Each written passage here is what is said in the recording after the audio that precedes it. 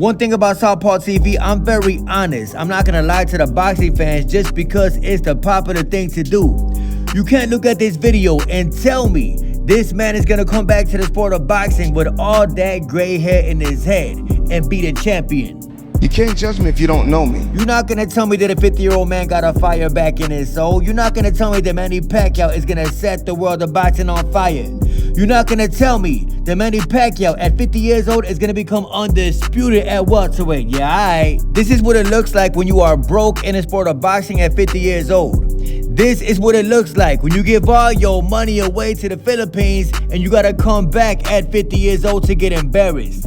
This is what you call when legends don't manage their money right. And of course, Shakur Stevenson, the softest man on the face of the earth, super soft as hell, would post up something like this on Instagram. It's from Najee from Cigar Talk.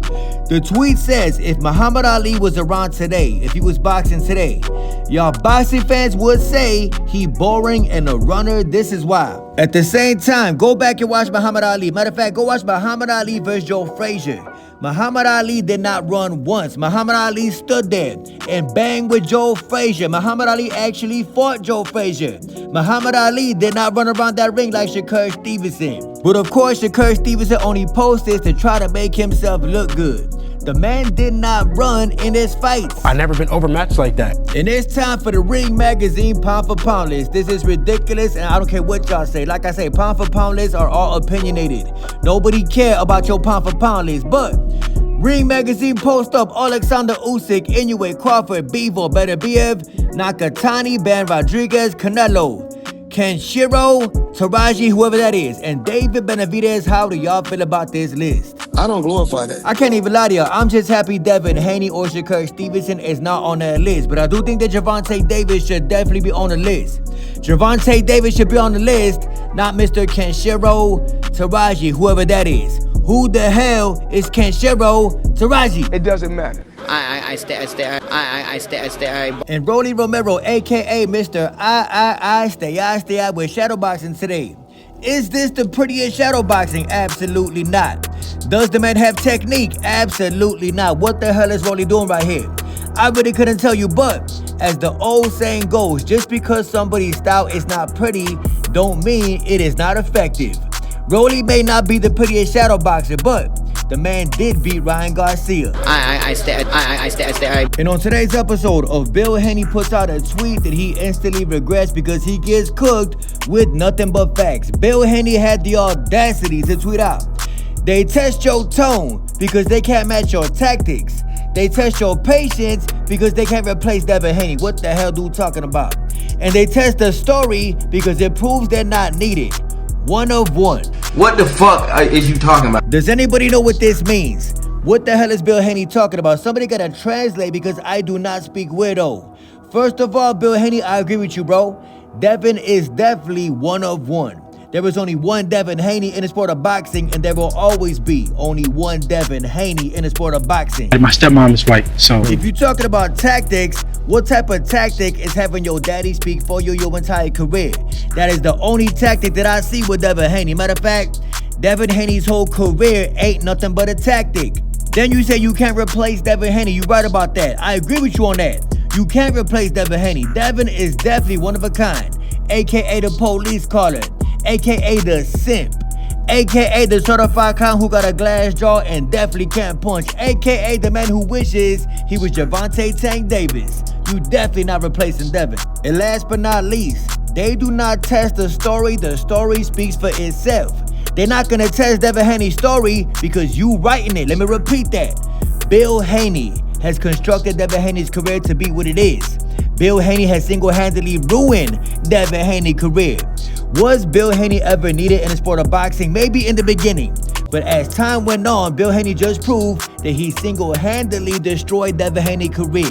This dude, Agent Gutty, tweeted, "You must really hate your son. You stay setting him up." Arguably, Jake Paul is the face of boxing. Can you believe it? And Turki Alashiki wants up-and-coming prospects on that Canelo vs. Crawford undercard. Turki Alashiki said, "I want to load the undercard with young, hungry fighters who deserve the chance to perform under the bright lights. These are some of the names I want fighting in Las Vegas on September 13th. If you are interested and your teams know how to find me, Christian and Billy, Muhammad Akel, whoever that is, Reto Tusami, whoever that is, Justin Villarreal, whoever that is, Emiliano Alvarado, whoever that is, Jamar Talley, whoever that is, and the very last individual, Abdullah Mason, I do not want to see that man fight. And Nishan Dev, whoever that is. Let's not be crazy. I got a question. Where is Curmel Moton at? Where is Mr. Emiliano Vargas? Them are two fighters that you definitely got to see on that undercard. Not these dudes. Speaking of Bud and Canelo, Bud Crawford tweeted out, "See y'all in New York City."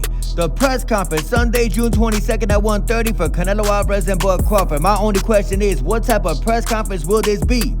We seen Canelo Alvarez say to Bud Crawford's face, "I'm not trying to talk trash to you." They need to talk and talk shit about the fight because they want to say something.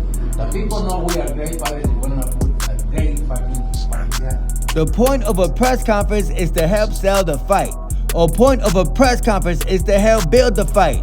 So due to the fact that Canelo does not want to trash talk Bud Crawford, lets me and you both know that this press conference is going to be dry as hell. But I think that Terrence Crawford is smart. He's not going to go out like that. Bud Crawford is going to say something to Canelo at this press conference. Bud Crawford should be coming to that press conference like this. Real niggas don't talk. Oh, whole ass nigga. That's how you should talk to Canelo Alvarez. You should disrespect Canelo. Canelo Alvarez deserves no type of respect for even taking this fight.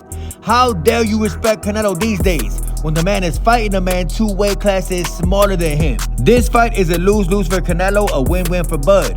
If Bud wins, he beat the bigger man. If Bud loses, he lost to the bigger man. If Canelo wins, he beat the smaller man. If Canelo loses, he lost to the smaller man. This fight makes no sense low-key, but hopefully Bud Crawford could do his thing, but I doubt it's gonna happen.